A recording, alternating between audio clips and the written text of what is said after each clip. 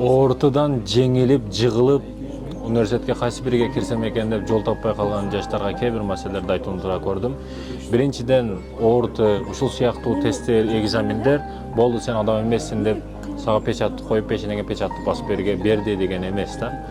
Орто ар жылы болот. Ар жылы тапшырсаң болот ортуна. Андай тесттерди ар жылы тапшырсаң болот. Бирок сен профессия ошол өзүңдүн кесип маселесинде 20 жылдан кийин ким болгуң келет? Макул бүгүн массажистке окудуң, 20 жылдан кийин да массажист болуп калып кетесиңби? Өнө турган, өсө турган деңгээлдеги маселелерди ойлонушуң керек да. Бир чекитте кала турган кесипти тандабашың керек. Сага акча да калып келсин, адамдарга пайдасын дагы берсин, өзүңдү дагы ошо кесип баксын, адалынан баксын.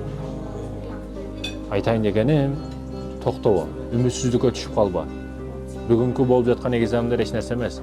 Эртең үйлөнүп, семья кылып, бала чака кылганда орто, мектеп учурундагы тесттер жөнөкөй эле оюнчук нерсе экендигин түшүнүп каласың. Ошондуктан жашоо бүттү деген эмес, тесттен жыгылдың деген. Аракет кыл, өз үстүңдө иште.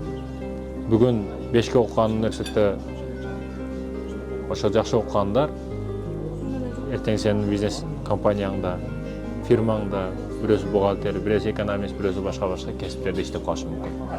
Сени билип болбойт, сен көп нерсеге күчтүүсүң, колуңан келет көп нерсе. Ал үчүн аракет токтотпошуң керек. Айтайын дегеним, адамдар айтышат, диний медреселер, мектептер, диний жайлар адамдарды иш таап бербейт мындай жайлар дейт да. Бирок мамлекеттик жерлер дагы 100% иш таап берет сага деген маселе жок. Мамлекеттик жерде окуп, диплом чаңын басып жаткандар толтура.